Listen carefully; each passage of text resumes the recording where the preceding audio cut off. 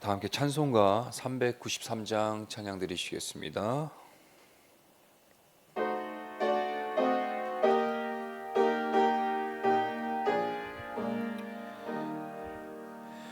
오 신실하신 주 내 아버지여, 늘 함께 계시니 두려움 없네. 그 사랑 변찮고 날 지키시며 어제나 오늘이 한결같네.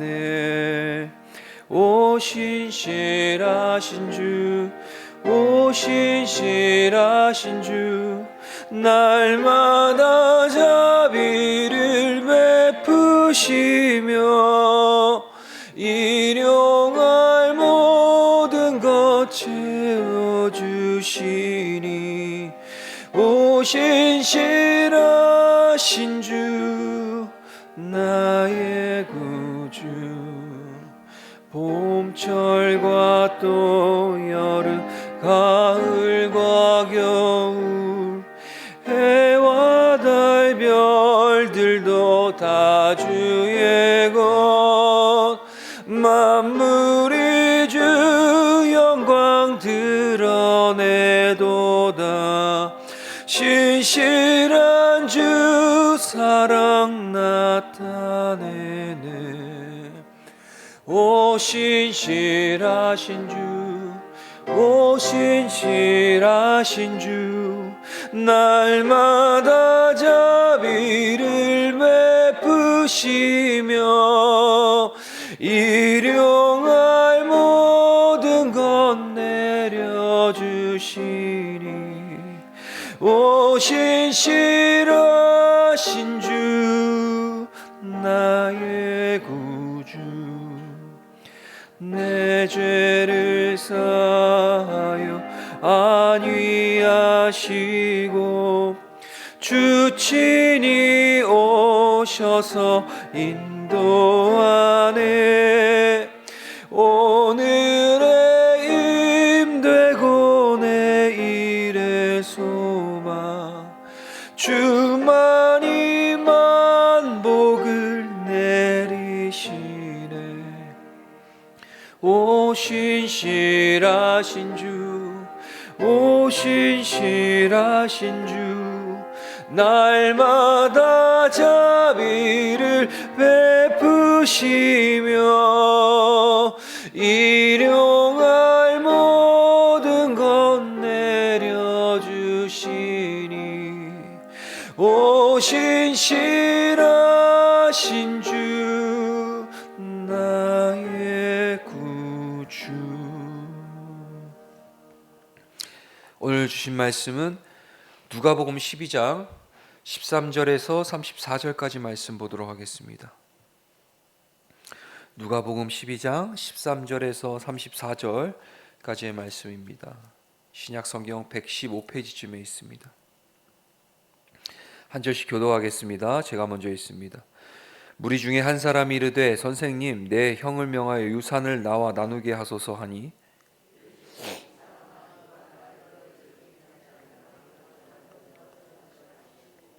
그들에게 이르시되 삼가 모든 탐심을 물리치라. 사람의 생명이 그 소유에 넉넉한 데 있지 아니하니라 하시고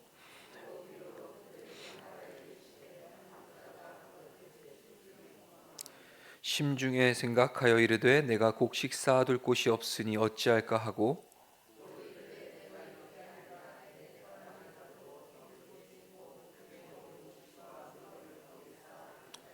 또 내가 내 영혼에게 이르되 영혼아, 여러 해 쓸 물건을 많이 쌓아두었으니 평안히 쉬고 먹고 마시고 즐거워하자 하리라 하되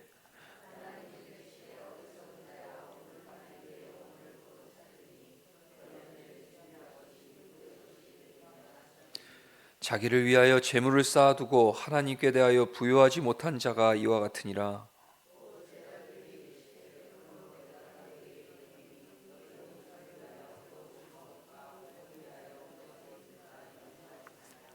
목숨이 음식보다 중하고 몸이 의복보다 중하니라.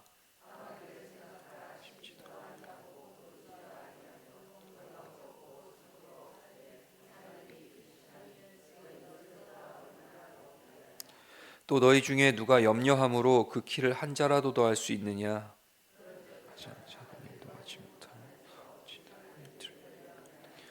백합화를 생각하여 보라. 실도 만들지 않고 짜지도 아니하느니라.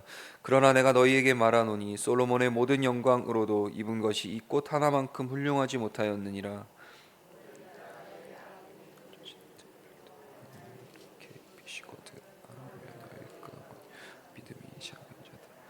너희는 무엇을 먹을까 무엇을 마실까 하여 구하지 말며 근심하지도 말라.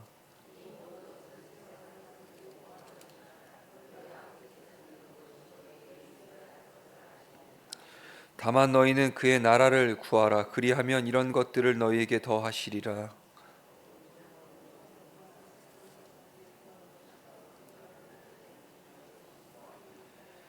너희 소유를 팔아 구제하여 낡아지지 아니하는 배낭을 만들라. 곧 하늘에 둔 바 다함이 없는 보물이니 거기는 도둑도 가까이 하는 일이 없고 좀도 먹는 일이 없느니라.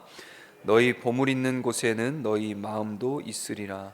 아멘. 새벽 찬양 때 찬양 드리시겠습니다.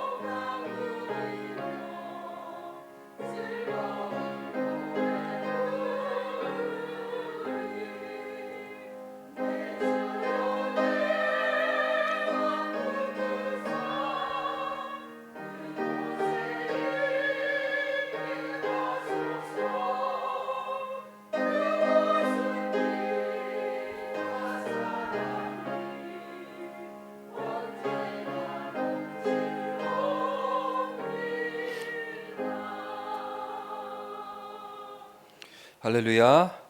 장례 간구 한번 드리겠습니다. 우리 김욱 성도님의 부친 되시고 이선영 비님의 시부 되시는 고 김민철 성도님의 장례가 있습니다. 입관은 오늘 3월 17일 오후 2시에 있고요. 발인은 3월 18일 내일 화요일 오전 10시에 있습니다. 장례식장은 안양시에 있는 메트로병원 장례식장 302호이고요. 장지는 서울 추모공원입니다. 타교의 집례로 이루어지면서요. 개별 조문하겠습니다. 많은 위로와 기도 부탁드리겠습니다. 기도하겠습니다.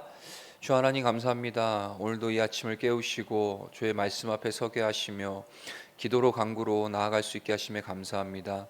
오늘도 우리에게 듣는 길을 허락하여 주사 하나님의 말씀이 들려지는 은혜 허락하여 주시고 또 들은 대로 살아낼 수 있는 은혜와 능력 허락하여 주시옵소서. 변함없이 천번제로 나아갈 때 우리 성도교회와 담임 목사님과 남동생의 영혼 구원과 어머님의 건강과 사업장과 새로운 일을 성공적으로 이루어지길 바라고 소망하는 그 기도를 응답하여 주시옵소서. 시간 말씀 가운데 거하실 그 주님만을 기대하며 살아계신 예수 그리스도의 이름으로 기도드립니다. 아멘. 오늘 본문 바로 직전에 예수님께서는 바리새인들을 향하여서 제자들에게 이렇게 권면하시고 이렇게 경고하셨죠. 너희는 바리새인들처럼 그렇게 살지 말고 오직 하나님만을 두려워하라라고 말씀하셨습니다.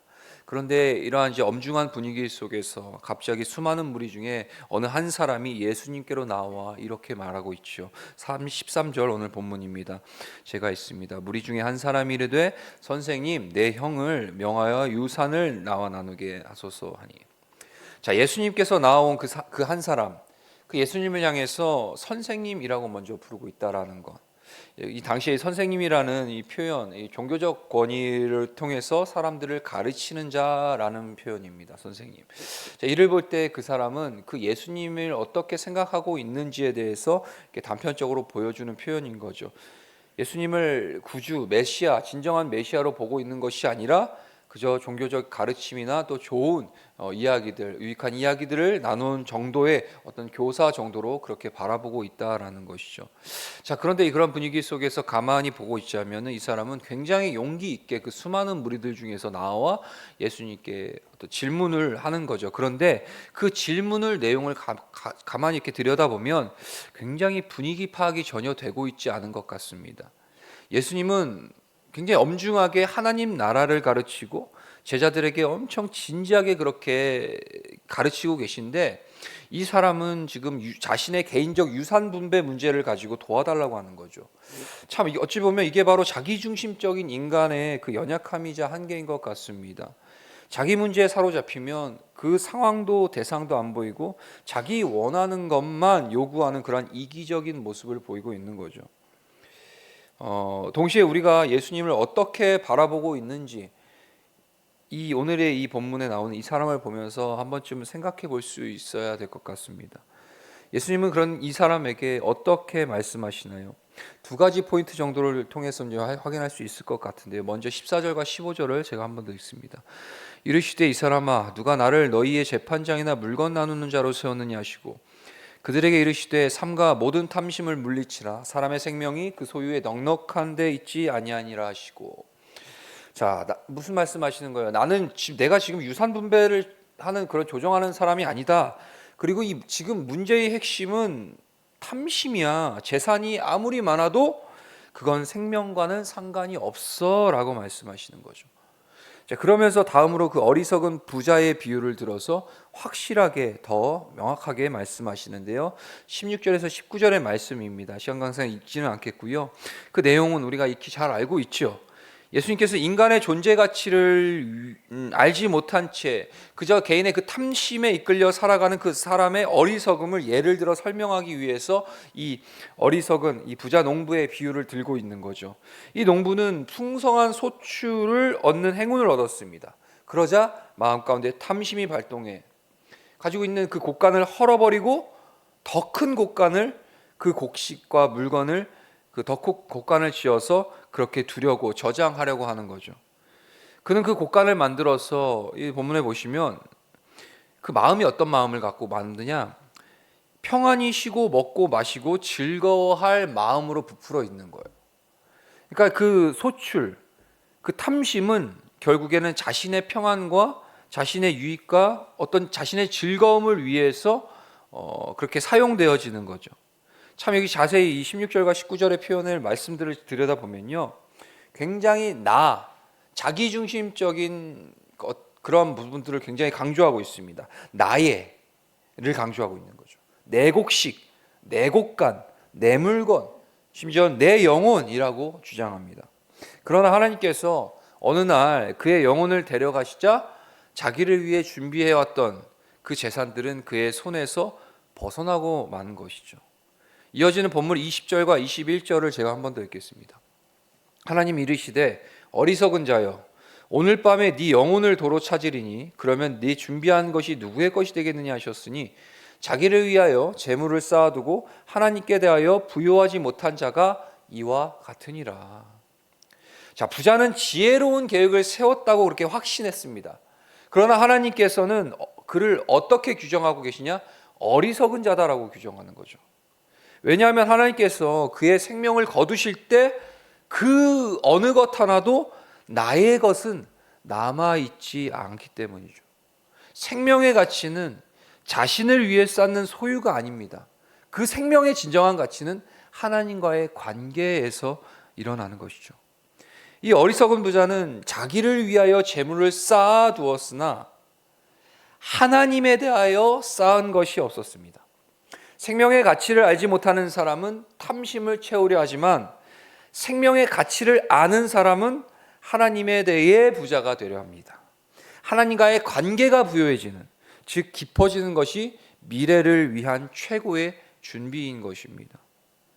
무리 중 이 한 사람의 요청에서 비롯된 이 재산 문제는 탐심, 더 나아가 하나님과의 관계가 부요한가로 이어지고 있는 것이죠. 예수님은 또 여기서 멈추지 않으시고요, 그 논점을 더 깊이 가져가시는데 그게 바로 뭐냐? 염려입니다. 염려가 재산을 구원처럼 여기게 하고 몰두하게 한다는 말이죠. 그 재산에 대한 그 집착이 어디로부터 오는 것이냐? 염려로부터 온다는 거죠. 오늘 본문 22절입니다. 제가 했습니다. 또 제자들에게 이르시되 그러므로 내가 너희에게 이르노니 너희 목숨을 위하여 무엇을 먹을까, 몸을 위하여 무엇을 입을까 염려하지 말라. 그러니까 탐심의 이면에 있는 그 염려, 걱정에 빠지지 말고 하나님의 베푸심, 그 돌보심을 기억하라고 하시면서 그 하나님의 뜻을 따르는 그 나라 백성으로 재산을 나누고 베풀며 하늘의 곳간에 쌓으라고 말씀하시는 것입니다. 미래를 준비하는 자세는 두말할 나위 없이 중요합니다. 그러나 건강하지 않은 욕망이나 열망은 결국 염려로 이어지게 되는 것이죠. 성도는 하나님의 돌보심을 받는 자들입니다. 하나님이 필요를 채우신다는 그 확신을 가지고 먹고 마시는 걱정보다 하나님의 나라를 먼저 구해야 할 자들이 바로 성도인 거죠. 이런 점에서 오늘 염려하지 말라라는 그 명령은 곧 탐심을 물리치라라는 명령과 비슷하고요, 사람의 목숨이 먹고 입는 것보다 중요하다라는 그 사실은 사람의 생명이 소유의 많은 것에 달려있지 않다라는 것과 서로 그 교훈과 연결되고 있는 것입니다. 이어지는 24절의 말씀 제가 한 번 더 읽습니다. 까마귀를 생각하라. 심지도 아니하고 거두지도 아니하며 골방도 없고 창고도 없으되 하나님이 기르시나니 너희는 새보다 얼마나 더 귀하냐. 자, 까마귀는 씨를 뿌려 추수하는 수고를 하지 않고 그 곳간의 창고에 쌓지 않죠. 그런데 이 까마귀는요, 어떤 의미를 갖고 있냐? 굉장히 탐욕스럽고 부정하고 쓰레기 더미를 뒤지는 그런 굉장히 부정한 새, 부정한 인식을 가진 그러한 새입니다. 즉 하나님께서 관심을 두지 않으실 것처럼 보이는 거죠. 그러나 하나님은 이러한 까마귀도 돌보시는 분이시라는 겁니다. 저장하지 않는 까마귀도 하나님께서 돌보신다면 존귀한 자녀를 돌보시는 것, 저와 여러분을 돌보시는 것, 그건 두말할 필요가 없는 것이죠. 또한 예수님께서는 염려하는 것이 현실적으로도 당사자에게 도움을 주지 못한다는 사실 또한 논증하고 계십니다. 25절과 26절을 보겠습니다. 또 너희 중에 누가 염려함으로 그 키를 한 자라도 더할 수 있느냐? 그런즉 가장 작은 일도 하지 못하면서 어찌 다른 일들 염려하느냐? 염려한다 해서 그 생명의 한 시간이라도 더할 수 있는 건 아니죠. 참 스트레스가 만병의 근원이듯 염려는 도리어 생명을 단축할 뿐입니다. 생명의 길이는 우리 자신이 아니라 하나님께 의존하고 있는 거죠. 그러므로 제자는 자신의 나약한 능력에 의존하는 데서 오는 염려에 시달리지 말고 그 초월적인 능력으로 인생에 개입하시는 그 하나님께 의존해야 한다라는 사실을 우리 예수님 다시 한번 우리에게 일깨워 주시는 것입니다. 이어져 29절과 31절을 제가 한 번 더 빠르게 읽겠습니다. 너희는 무엇을 먹을까 무엇을 마실까 하여 구하지 말며 근심하지도 말라. 이 모든 것은 세상 백성들이 구하는 것이라. 너희 아버지께서는 이런 것이 너희에게 있어야 할 것을 아시느니라. 다만 너희는 그의 나라를 구하라. 그리하면 이런 것들을 너희에게 더하시리라. 예수님은 제자들 향해서 하나님이 너희 아버지가 되신다라고 말씀하시죠. 이게 진정한 소망 아니겠습니까? 자녀의 필요를 아시는 그 능력의 아버지께서 너희와 함께 계신다는 그 사실 자체가 선물이며 감사의 제목이 되는 것입니다. 따라서 염려는 하나님을 망각할 때 생기는 것이고, 감사는 그 하나님의 섭리를 믿을 때 생기는 것입니다. 제자들은 염려하는 것 대신 그의 나라를 구해야 한다고 하시죠. 여기서 그는 오늘 보면 30절에 너희 아버지를 가리키죠. 그러므로 그의 나라라는 것은 자녀의 필요를 알고 채워주시는 바로 아버지가 다스리시는 나라를 말하는 겁니다. 제자들은 큰 세상에 비해 작은 존재고, 맹수처럼 힘있는 세상의 권력에 비해서 매우 약한 양무리와 같아요. 강한 자들이 살아가는 큰 세상에서 염려하고 두려워할 수밖에 없는 거죠. 그러나 그 작은 양무리는 바로 하나님을 아버지라고 부르는 존재들이기 때문에 세상을 두려워할 필요가 없다라고 말씀하시는 것입니다. 마지막으로 이어진 33절과 34절들 제가 읽겠습니다. 너희 소유를 팔아 구제하여 낡아지지 아니하는 배낭을 만들라. 곧 하늘에 둔 바 다함이 없는 보물이니 거기는 도둑도 가까이 하는 일이 없고 좀도 먹는 일이 없느니라. 너희 보물 있는 곳에는 너희 마음도 있으리라. 하나님을 아버지로, 목자로 모시는 사람의 그 시선은 궁핍한 사람을 향해야 한다라고 말씀하시는 거죠. 궁핍한 사람을 위해 그 긍휼의 마음으로 베푸는 행위는 하늘에 그 보물 가방을 만들고 거기에 보물을 채우는 것과 같다라는 것입니다. 이 34절에서 사람은 재산이 보관된 곳이 늘 마음이 거기에 가 있기 마련이거든요. 저와 여러분들이 지금 오늘 우리에게 마음이 어디에 가 있느냐라고 여러분들 확인하고 싶으시다면 여러분들이 지금 현재 돈을 어디다 쓰고 계시는지 그거 보시면 아십니다. 그럼 딱 드러납니다. 한번 깊이 묵상해 보시고요. 자, 어쨌든 보물이 있는 곳에 마음이 있다라는 거죠. 근데 그 마음이 어디를 향해야 되냐? 하나님의 사람들은 바로 어려운 이웃들, 하나님의 그 도움과 긍휼이 필요한 곳에 그 마음이 향할 때 우리의 헌신과 수고와 베품의 삶이 이루어진다는 것입니다. 구제는 제자의 마음을 하늘로 향하게 만드는 것이죠. 하나님 아버지는 나의 필요를 상세히 아시고 계실 뿐만 아니라 다른 사람을 향한 나의 작은 수고도 정확히 보고 보상을 해주시는 분이십니다. 제자는 돈 때문에 냉담하고 무관심한 영혼이 되지 말아야 합니다. 아버지의 마음을 배워 긍휼을 베푸는 것이야말로 참된 그리스도의 제자의 생명을 풍성하게 하는 길이 되는 것입니다. 말씀 맺겠습니다. 이 불안한 시대를 살아가는 우리지만요, 우리가 의지해야 할 분은 오직 생명의 주권자이신 주님뿐이라는 사실. 이 본문은 물질에 대한 염려를 내려놓고 하나님의 공급하심을 믿으라고 그렇게 교훈하고 있습니다. 우리의 진정한 가치는 소유에 있지 않고요, 하나님과의 온전한 관계에 있다라는 사실. 주님을 신뢰하며 그의 뜻을 따를 때 참된 평안과 기쁨을 누릴 수 있다라는 사실. 그리고 나아가 우리가 주변의 어려운 자들을 주님의 마음과 그 긍휼함으로 베풀고 나눌 때에 그 하늘의 보화가 바로 쌓이고 그 가운데 우리 하나님 천국, 하나님 나라를 우리가 기업으로 얻는 은혜가 있을 것이다 라고 말씀하십니다. 이렇게 주님께 모든 것을 맡기며 살아가는 진정한 믿음의 삶을 오늘 하루도 살아내실 수 있는 저와 여러분 되시기를 주님의 이름으로 축원합니다.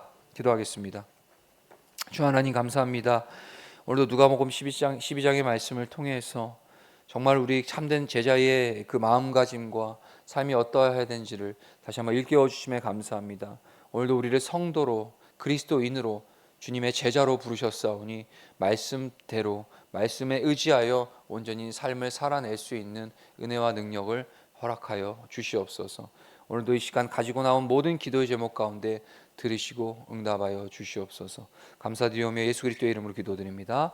아멘. 함께 주기도문 드리시겠습니다. 하늘에 계신 우리 아버지여, 이름이 거룩히 여김을 받으시오며 나라에 임하옵시며 뜻이 하늘에서 이루어진 것 같이 땅에서도 이루어지이다. 오늘날 우리에게 일용할 양식을 주옵시고 우리가 우리에게 죄 지은 자를 사하여 준 것 같이 우리의 죄를 사하여 주옵시고 우리를 시험에 들게 하지 마옵시고 다만 악에서 구하옵소서. 대개 나라와 권세와 영광이 아버지께 영원히 있사옵나이다. 아멘.